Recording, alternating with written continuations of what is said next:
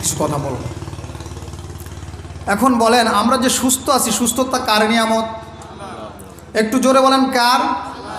আল্লাহর নিয়ামত।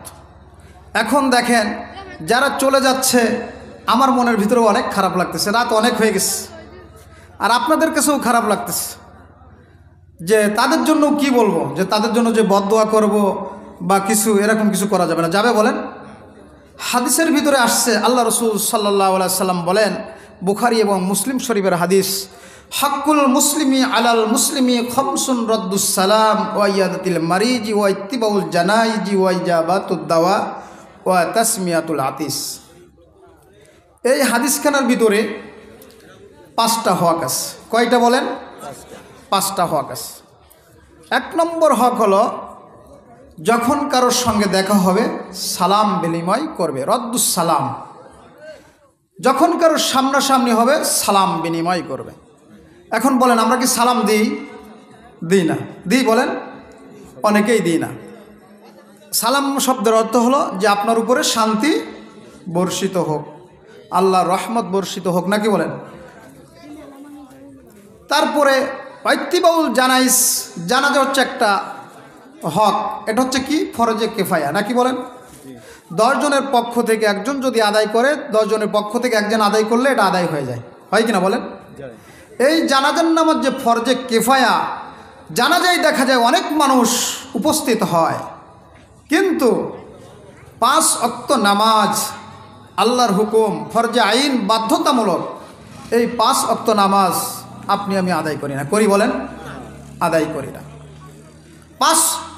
এই যে ফরজে আইন একটা জানাজা আদায় করলাম, করার বিনিময় কতটুকু সওয়াব আল্লাহ দান করেন। দেখেন, আল্লাহর নবী, বিশ্বনবী সাল্লাল্লাহু আলাইহি সাল্লাম তিনি বলেছেন, কোনো বান্দা এবং বান্দি যদি ইন্তেকাল করে, আর কোনো বান্দা এবং বান্দি যদি তার জানাজায় শরীক হয়, হওয়ার পরে তার কবর উপরে যদি মাটি রাখার পরে কতটুকু সওয়াব হয়, যে মদিনার পাশ দিয়ে যে চতুর্পাশ দিয়ে যে একটা পাহাড় দেখা যায়, উহুদ পাহাড়, এই 2টা উহুদ পাহাড় সমতুল্য সব তার আমলনামায় লেখা।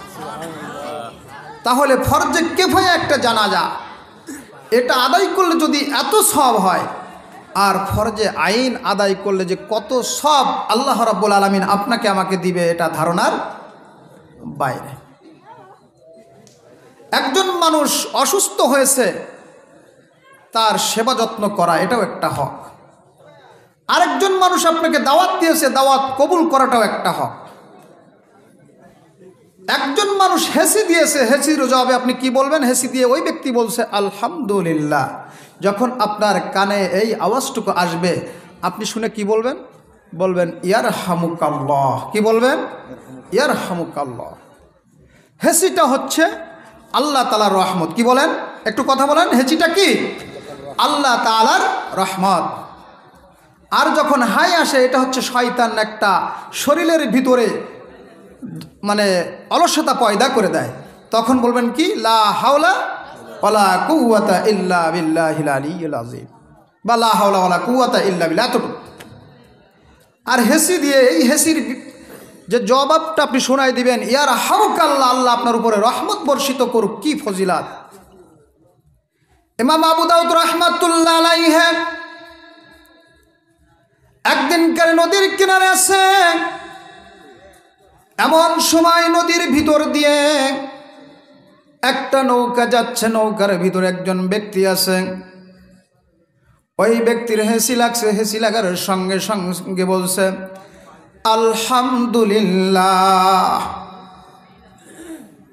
এই আওয়াজটুকু ইমাম আবু দাউদ রাহমাতুল্লাহ আলাইহির কানে আসছে। আসার পরে উনি 3 টাকা দিয়ে একটা নৌকা ভাড়া করছে। করার পরে সেখানে যে শোনায় দিয়ে আসছে ইয়ারহামুকাল্লাহ, সুবহানাল্লাহ। যখন শোনাই দিয়ে তিনি ফিরে আসতেছেন, আল্লাহর পক্ষ থেকে একটা ইলহাম আসতেছে, ইমাম আবু দাউদ রে, তুমি যে 3 টাকা খরচ করলা, 3 টাকা খরচ করে যে ইয়ারহামুকাল্লাহ শোনাই দিয়ে আসলা, যে আল্লাহ তাআলা তোমার উপরে রহমত বর্ষিত করুক, তোমার উপরে দয়া করুক, আমি আল্লাহ এর বিনিময় তোমাকে একটা জান্নাত দান করে দিলাম। সুবহানাল্লাহ। আমার ভাইয়েরা, আজকে আমরা এই নামাজ পড়ি না, মসজিদে যাই না, অথচ মুসলমানদের প্রথম স্তর হলো কি? নামাজ। কথা বলেন ঠিক কিনা? আর এই নামাজের হিসাব সর্বপ্রথম নিবেন কে? আল্লাহ। কিয়ামতের দিন সর্বপ্রথম হিসাব নিবেন কিসের? এই আপনার নামাজের। আমাদের দেশে একটা শিল্পী ছিল, হয়তো অনেকে নাম শুনেছেন, শিল্পীটার নাম হলো মান্না। এই মান্না একটা চিত্র জগতের নায়ক ছিল। তিনি একটা গান বলতেন, আম্মা জান আম্মা জান। গানটা শুনছেন নাকি? অনেকে শুনছেন। এর পরিবর্তে আমি ছোট্ট একটা গান তৈরি করেছি। সেই গানটা হলো কি জানেন?